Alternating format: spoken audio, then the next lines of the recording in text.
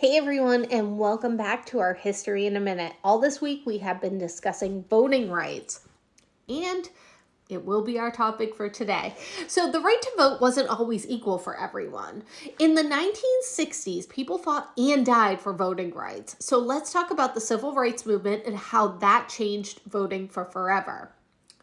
Even after black men theoretically got the right to vote in 1870, states in the South still found ways to block them. There were poll taxes, literacy tests, and outright violence that kept millions of black Americans from voting.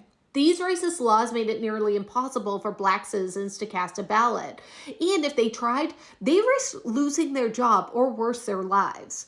But the 1960s were all about change. Civil rights activists fought for true democracy, demanding the government end voter suppression. One huge win was the 24th Amendment in 1964. It banned that poll tax, which forced people to pay to vote. This meant no more charging poor black voters just to exercise their rights.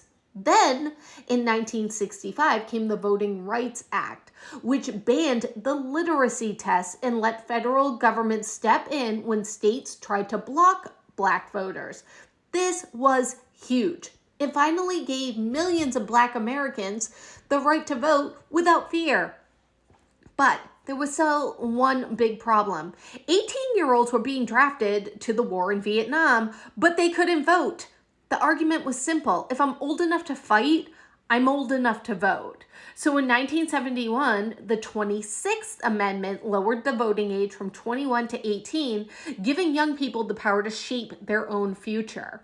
So why does this still matter? These rights were not given. They were fought for. People were beaten, they were jailed, and they were killed for their right to vote. So today, use your rights. Tag a friend and make sure that they are registered to vote. See you again next time.